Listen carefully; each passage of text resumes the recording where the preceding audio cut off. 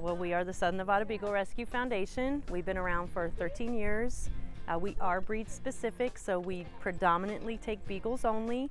However, maybe about 5 years ago, we saw the need and started taking in some of the littler dogs if we have room. And then we take some hound mixes also, and sometimes some full hounds, coon hounds or bloodhounds, but they're not prominent in this area. So.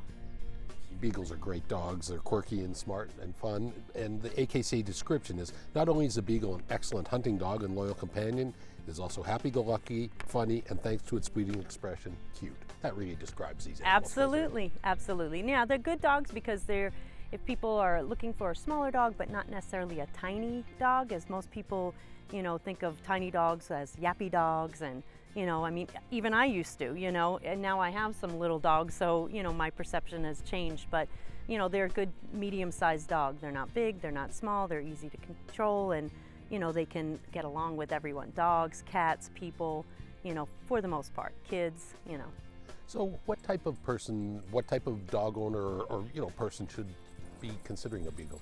Well, they're a great family dog. The younger they are, though, it definitely should be a more active family. Because they do have a lot of energy. They do like to run. They are scent hounds, so you have to really work with them with the recall, because if they get off leash, they'll just take off. They follow their nose. They're kind of stubborn at times, they won't hear you, they like, I can't hear you. And then, they're a little tricky with food because they are scent hounds, so sometimes they are quite clever as to how they can get into cabinets and drawers and stuff, so. Most breed-specific rescue organizations don't have the doggy paradise like you have here. Talk a little bit about this and why it's such a great advantage for the dogs and for anyone else wanting to adopt one of these people. Right, yeah.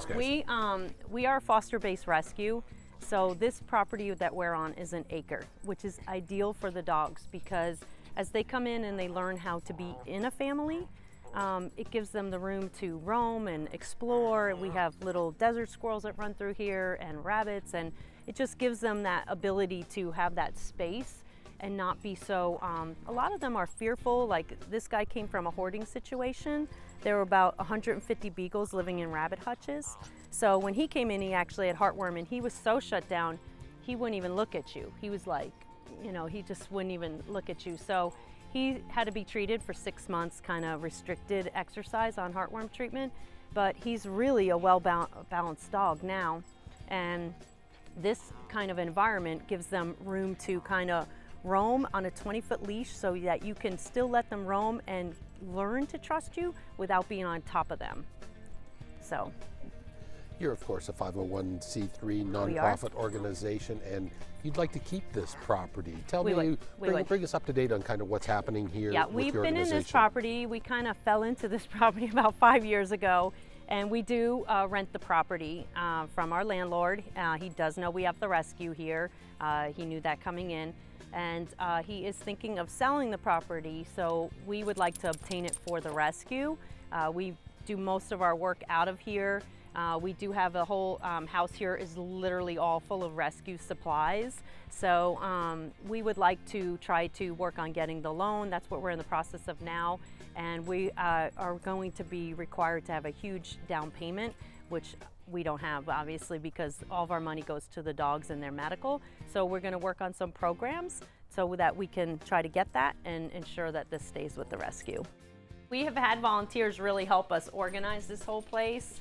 Put baskets together. We have all supplies in here.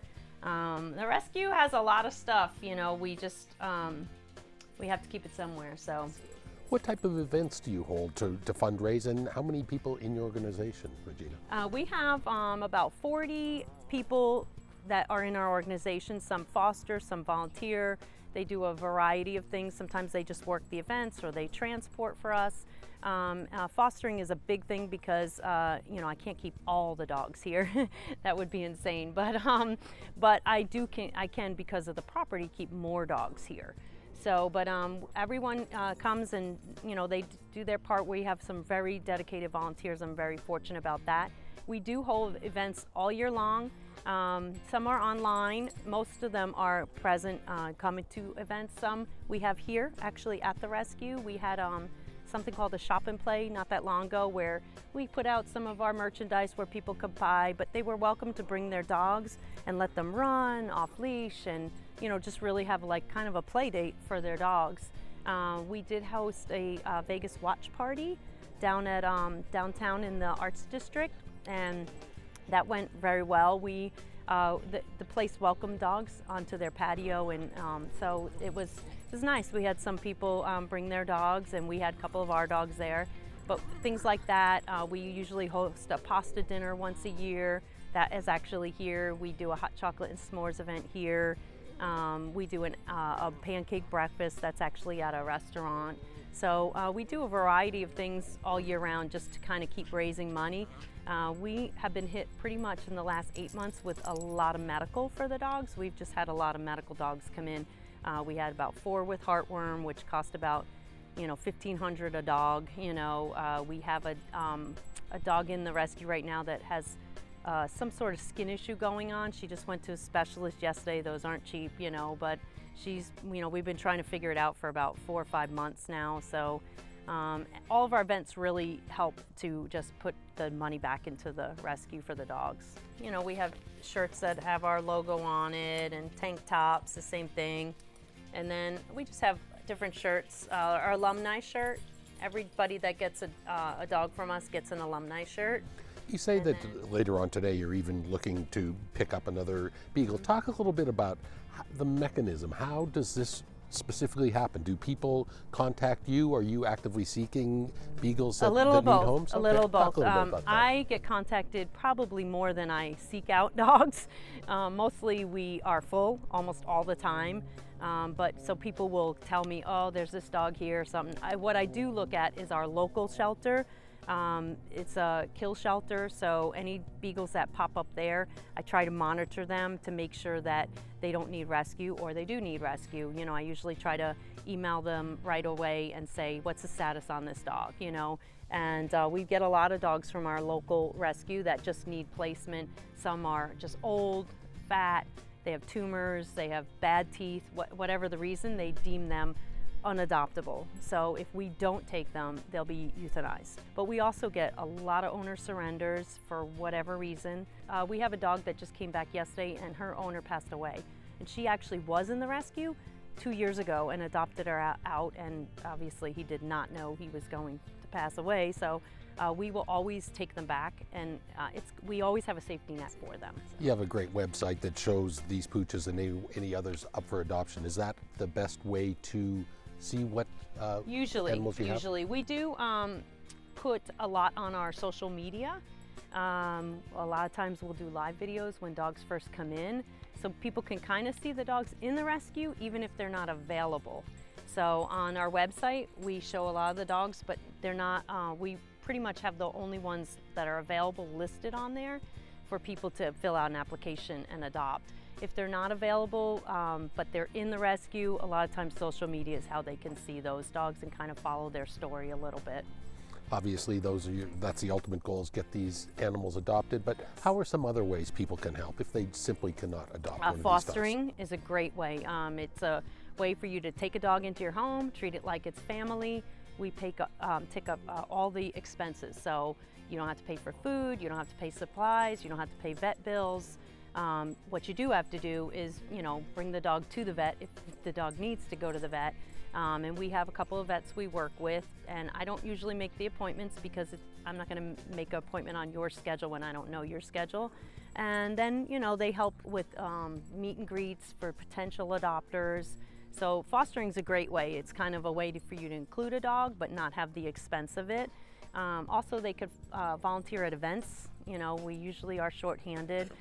There's a lot that goes into events, just going down and setting up the event beforehand, and then during the event, and then after breaking it down. And then sometimes here, people volunteer here. Sometimes people do computer work, or, you know, if they're really good at something. You know, we have a lady who adopted from us, and she retired and wanted to help out more, and she actually does all the website stuff because I am terrible at that. And it's perfect. She's wonderful. I just say, hey, can you put this on? Can you take this off? And she's great. She handles it, and that's a huge contribution for her. for me it is anyway. So. Is there anything else you'd like to tell us about your organization? You know, just if you're looking to adopt or you want some more education on beagles, you know, you can look us up, reach out to us. We're very responsive to messages either on Facebook or Instagram or even Twitter or email. We answer our phone all the time, you know, but if you want to foster anything, you can find out that information there. If you fill out applications, you're not obligated, but, you know, we will definitely reach out to you then. We're a way to adopt, and you could always donate to us or our vets. We don't mind either way.